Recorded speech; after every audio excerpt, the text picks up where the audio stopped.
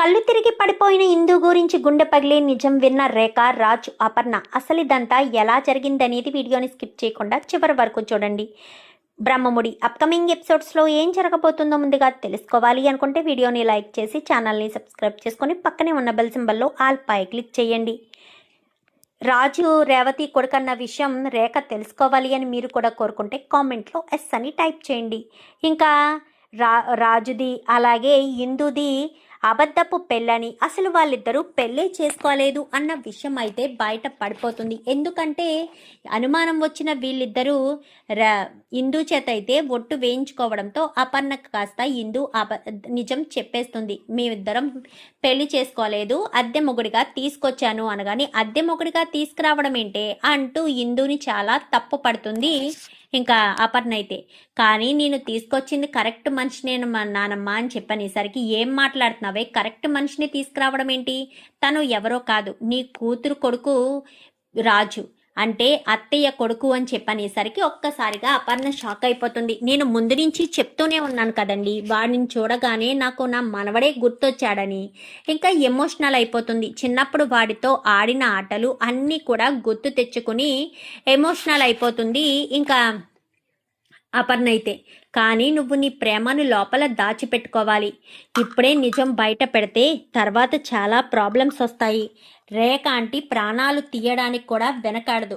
చిన్నప్పటి నుంచి మనం చూస్తూనే ఉన్నాం కదా, రేఖ ఆంటీ ఎంతటి దుర్మార్గురాలో అది గుర్తుపెట్టుకోవాలి నానమ్మ అని చెప్పనేసరికి సరేనని ఇంకా ఇలా అంతా కూడా మాట్లాడుకుని ఇంటికి వచ్చేస్తారు. కానీ రాజు ఇంటికి వచ్చేసరికి వాళ్ళు ఇంటికి వస్తారు. గుడికి రాలేదు అని చెప్పి అలిగేసరికి ఇద్దరు గొడవ పడతారు. గొడవ పడడంతో ఇదంతా కూడా రేఖ చూసి షాక్ అవుతుంది. ఇదేంటి వీళ్ళిద్దరూ ఇలా గొడవలు పడుతున్నారు, మొగుడు పెళ్ళాలు కొట్టుకున్నట్టు కొట్టుకుంటున్నారు.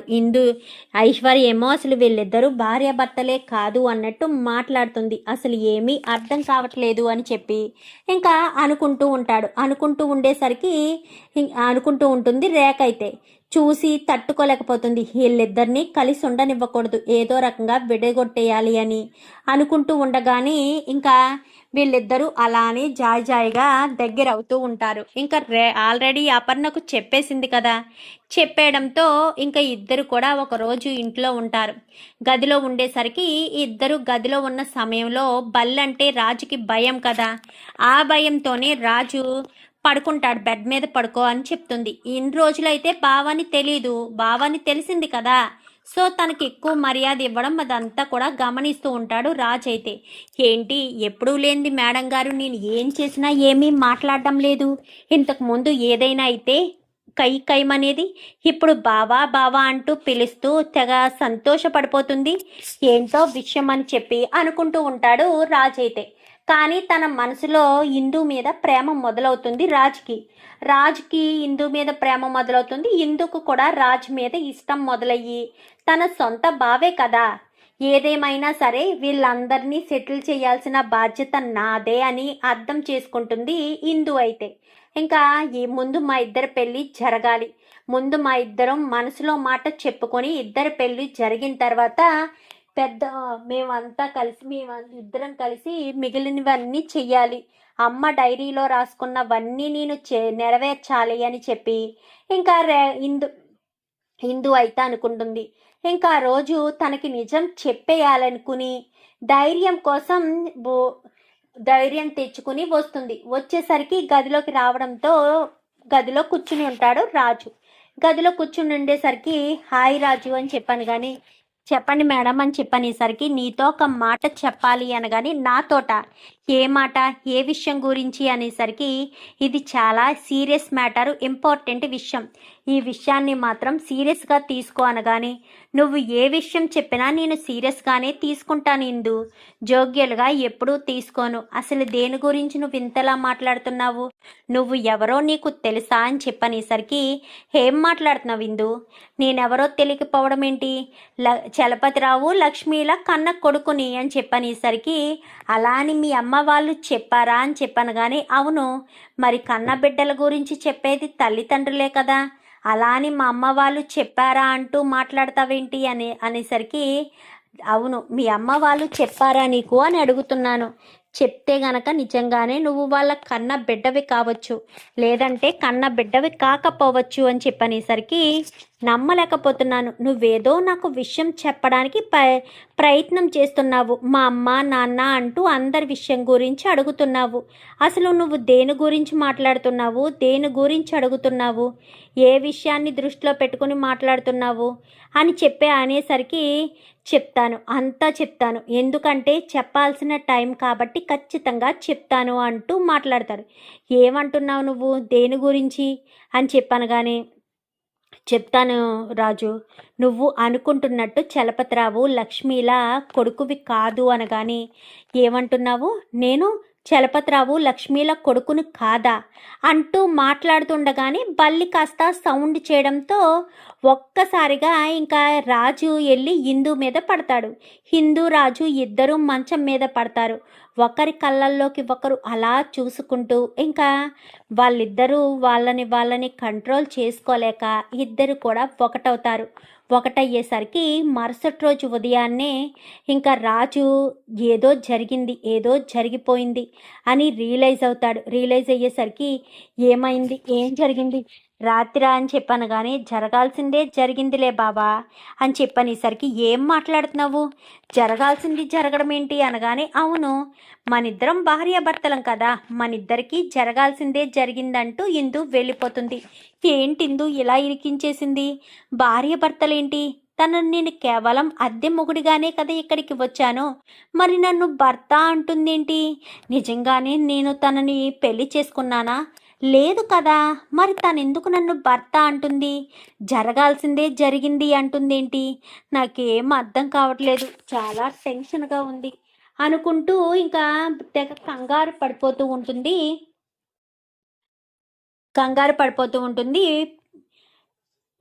రాజు అయితే కంగారు పడిపోతాడు. పడిపోయేసరికి కిందకు వస్తాడు. వచ్చేసరికి ఏం చూసినా తులుక్కు పడుతూ ఉంటాడు. ఏమైందిరా, ఎందుకు అలా తులిక్కి పడుతున్నావు అంటూ అపర్ణ అనగాని ఏమీ లేదమ్మమ్మ, ఏమీ లేదు, ఇంతకీ ఇందు ఎక్కడా అనగాని వంటగదిలో ఉంది, ఏదో టిఫిన్ ప్రిపేర్ చేస్తుంది, స్వీట్ అంట, తన జీవితంలో ఏదో సంతోషకరమైన విషయం ఏదో జరిగిందంట, అందుకని తను ఎంతగానో సంతోషపడిపోతుంది అనేసరికి సంతోషమైన విషయం జరిగిందా, ఏం జరిగిందిరా, నేను అడుగుతుంటే చెప్పడం లేదు, నీకైనా చెప్తుందేమో అనగానే నాకేం చెప్పదు అంటూ టెన్షన్ పడిపోతూ ఉంటాడు.